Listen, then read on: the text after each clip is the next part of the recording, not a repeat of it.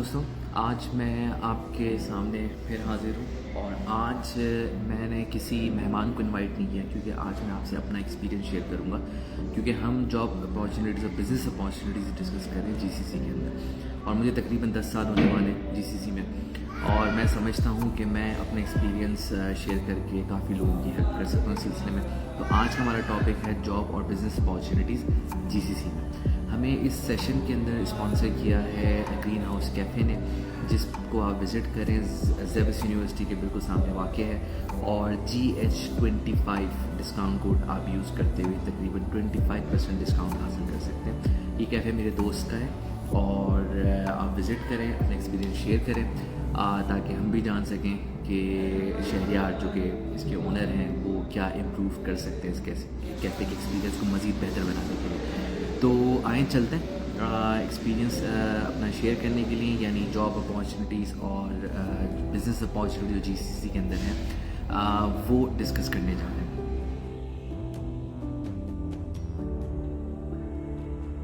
What are the salary and compensation packages that one can expect in GCC and how do they compare with other regions? अभी तक मैंने कुछ online sessions लिए थे और मुझे थोड़ा आइडिया हुआ टैक्सेशन के हवाले से, तो मुझे ओवरऑल अभी तक नॉर्वे से बेहतर कंट्री नहीं दिखी है जो बेनिफिट्स वो ऑफ़र कर रही है, जो चीज़ें वो ऑफ़र कर रही है और जो टैक्स के वहाँ लॉज हैं। तो मुझे नॉर्वे अभी तक सबसे ज़बरदस्त लगा है वर्क लाइफ बैलेंस, बेनिफिट्स और दूसरे पक्ष के हवाले से। लेकिन अगर मैं जीसीसी की कंपनसेशन की बात करूँ तो अगर आप 5 साल के एक्सपीरियंस लेकर आ रहे हैं तो आपको कम से कम 5 से 10 साल का एक्सपीरियंस, अच्छा 5 साल से कम वाले एक्सपीरियंस वालों को अगर वो आना चाह रहे हैं तो वो फर्म या किसी सेटअप के थ्रू ही आएँ। यहाँ इनको ढूंढने में बहुत दुश्वारी होगी और बहुत कम पे स्केल पे जॉब मिलेगी। 5 साल का एक्सपीरियंस कुछ भी नहीं होता और वो सिर्फ जीसीसी के लिए नहीं, उसके अलावा भी है।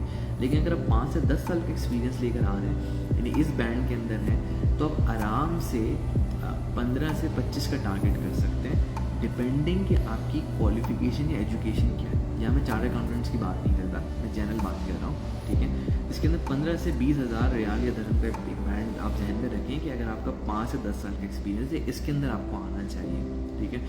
तो अब डिपेंड करता है कि आपके स्किल पे, अब डिपेंड करता है सेक्टर पे, अब डिपेंड करता है। अच्छा, जब आप अपने जब में आने का सोचें तो आप अपने फर्टिलिटी से ज़रूर कांटेक्ट कर लें, उनसे डिमांड ज़रूर चेक कर लें। अगर आपकी फर्टिलिटी का एक भी आदमी मुल्क में नहीं समझता उसकी डिमांड, जैसे मैंने एचआर की बात की कि एचआर के प्रोफेशंस की यहाँ कोई डिमांड नहीं है, उनको टाइम ज़ाया करने की ज़रूरत नहीं है क्योंकि वो 100% सब्सिडाइज्ड एरिया है तमाम कंपनी से, ठीक है। और जो पिछले लोग बैठे हुए तो बैठे हुए आपको शायद मिल भी जाएँ, लेकिन वो नहीं है। अच्छा, रिक्रूटिंग फर्म्स को आप ज्वाइन कर सकते हैं चार के लोग, लेकिन मुझे मैंने वो भी बता दिया कि वहाँ पे भी डोमिनेंस जो है वो अमेरिकन या ब्रिटिश फर्म की है। वहाँ पे भी पाकिस्तान या इंडियन बैकग्राउंड की कम फर्म्स हैं और वो मैन पावर पर नॉर्मली काम करती है, हाई स्किल्ड लोगों पे काम नहीं कर रही होती। अच्छा, तो उसके बाद अब मैं बात करूँ 10 साल से 15 साल के बैंड की, तो उनको टारगेट करना चाहिए। उनका पैकेज अगेन डिपेंडिंग कि वो किस उससे आ रहे हैं, क्या नाम है, प्रोफेशन से आ रहे हैं। तो डिफरेंट प्रोफेशन में एक वेरिएशन है और वो वेरिएशन स्टार्ट होती है 21 से 40-45 के बीच में, ठीक है। ये उन लोग के लिए जो 10 से 15 साल के एक्सपीरियंस लेकर आ रहे हैं, ठीक है। लेकिन डिपेंड करता है, 40 आप ध्यान में रखें, 45 हो सकता है किसी को बहुत ज़्यादा लग रहा हो या हो सकता है किसी को कम भी लग रहा हो, लेकिन ये प्रैक्टिकल है चीज़। अगर मैं रिक्रूटमेंट कर रहा हूँ या मैं कर रहा हूँ तो मैं असेसमेंट इस बेसिस पे करूँगा कि बंदा आ रहा है तो उसका स्किल क्या है, क्वालिफिकेशन क्या है और फिर वो किस बैंड में फॉल कर रहा है। अगर वो 10 से 15 साल का एक्सपीरियंस मेरे लेकर आ रहा है तो मैं उसको 20 से 40 के बैंड में देख रहा हूँ, सैलरी बैंड में देख रहा हूँ। उसके अंदर फिर एजुकेशन, मेडिकल, ये सब चीज़ें अलग हैं, बोनस, ये सब चीज़ें अलग हैं, मैं उसकी बात नहीं कर रहा। मैं मंथली पे की बात कर रहा हूँ, टेक होम की बात कर रहा हूँ। टैक्स नहीं है, ठीक है, किसी भी कंट्री के अंदर इंडिविजुअल टैक्स नहीं है। जीसीसी में जो भी 7 कंट्रीज हैं उन किसी में भी टैक्स नहीं है, तो टैक्स तो आप साइड पर रख दें, वो तो आपका स्टेट बेनिफिट है ही है, ठीक है, उसकी मैं बात नहीं कर रहा। अब वो लोग जो कि वेस्ट साइड से पासपोर्ट लेकर आए हुए हैं, उनकी भी जॉब हुई है रिसेंटली, फर्म में भी हुई है, फर्म के बाहर भी हुई है, उनका भी मैं ज़रा तस्करा कर दूँ। उनकी बाकी बेनिफिट्स, स्कूलिंग, मेडिकल, वो सब बाकी लोगों को मिल रहा है, उनको भी मिल रहा है।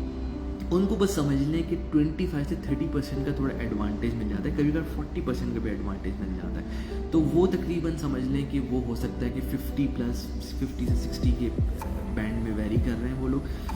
भले वो 10 से 15 साल के एक्सपीरियंस के उसमें हैं या 15 साल से थोड़ा सा ऊपर एक्सपीरियंस भी रखते हैं, लेकिन वो इसी बैंड में वेरी कर रहे हैं। तो ऐसा नहीं है कि वो कुछ 6 फिगर वाले उसमें आ गए, नहीं, ठीक है। और 6 फिगर वाले के अंदर मैंने बता दिया कि उसमें गोरा ही आ रहा है जिसका पूरा एक्सपीरियंस यानी बॉर्न एंड ब्रेड वहीं का था, वहाँ पे है। हाँ, कुछ कंपनीज़ में कुछ लोगों की जॉब्स हुई हैं जो कि 80, 90, 100 इस तरह के बैंड में हुई है, जो कि बहुत ज़बरदस्त बैंड है, एक्सेप्शनल बैंड्स हैं और रेयरली होती हैं। और रिक्रूटिंग एजेंसीज़ के मैं नाम पहले ही बता चुका हूँ कि इनके थ्रू होती हैं, किस तरह होती हैं। रिक्रूटर्स की नज़र में आप होने चाहिए और या आपके कनेक्शन होने चाहिए बोर्ड या ऑडिट कमेटी लेवल पर। जाहिर सी बात है, जो बंदा बाहर बैठा उसके कनेक्शन तो नहीं हो सकते ना, उसके लिए तो लोकल यहाँ होना ज़रूरी है, टाइम स्पेंड करना ज़रूरी है ताकि आपके कनेक्शन स्टैब्लिश हो, लोकल से मिंगल होना ज़रूरी है। तो उनके अगर दोस्त वगैरह बैठे हुए ऑडिट कमेटी या बोर्ड में, नॉर्मली उनके रेफरेंस से नॉर्मली जॉब्स हो रही होती हैं यहाँ पे, कि मैंने बताया कि वास्ता कल्चर है क्योंकि, और ये एक दूसरे की बात भी रखते हैं, यानी किसी बंदे ने उसको बात बोल दी, कोई चीज़ मांग ली या कोई फेवर मांग लिया तो वो आउट ऑफ द वे जाके उसके लिए काम करेगा, ये इनके कल्चर का पार्ट है, ठीक है। तो उसके लिए आपके कॉन्टैक्ट, जान पहचान बोर्ड ऑडिट कमेटी होती है। पाकिस्तान के अंदर भी यही है कि आपकी जान पहचान होती है, आपको सी लेवल की पोजीशंस जो हैं उसी तरह पता चलती है, प्लेसमेंट इसी तरह होती है, ठीक है। या रिक्रूटर्स आपके जो हैं वो जान पहचान क्यों, ये आपकी रेपुटेशन हो मार्केट के अंदर, लोग आपको जानते हैं ये बंदा यहाँ बैठा है, ये काम करता है। जैसे मैं एस&पी कैपिटल में बैठा था तो लोग मुझे जानते थे कि ये बंदा है, पूरी इंडस्ट्री के लोग, जैसे मैनेजमेंट 40-50 के करीब इन्वेस्टमेंट बैंक्स थे, वो लोग जानते थे। जब रेगुलेटर को इवेंट करता था वहाँ लोग जानते थे, मैं मिंगल होता था, सोशलाइज होता था, वहाँ लोग जानते थे ये बंदा यहाँ बैठा हुआ, ठीक है। और उसी वजह से जब मैंने नेक्स्ट मूव किया रियाद कैपिटल, तो इसी वजह से वो लोग मुझे जानता था, जो इंटरव्यू ले रहा था वही मुझे जानता था, रिक्रूट कर रहा था वही मुझे जानता था।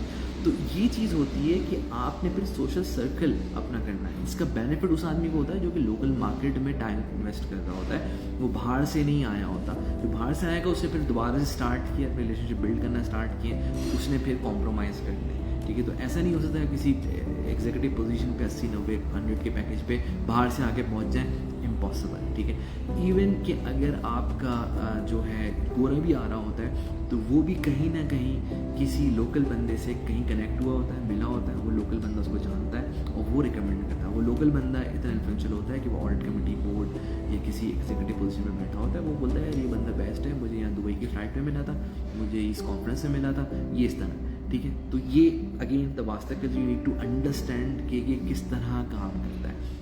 एक गलती जो हमारे देसी लोग करते हैं, अपने लोगों में घूमते रहते हैं, ठीक है। उनका सर्कल भी यहाँ पे वही है कि अपने जो 4-5 दोस्त हैं उन्हीं में उठ बैठ रहे हैं, ठीक है। एक कंसंट्रेशन क्रिएट कर लेते हैं। मैंने भी ये गलती करी 5-6 साल तक, तो जब मुझे समझ में आया, ठीक है, कि ये मुझे हेल्प नहीं कर रही चीज़, तो मैंने अपने आप को चेंज किया। मैं रिकमेंड करता हूँ लोगों कि आपका जो दोस्ती हो, आपका जो हल्का अहबाब हो, वो बहुत डाइवर्सिफाइड हो।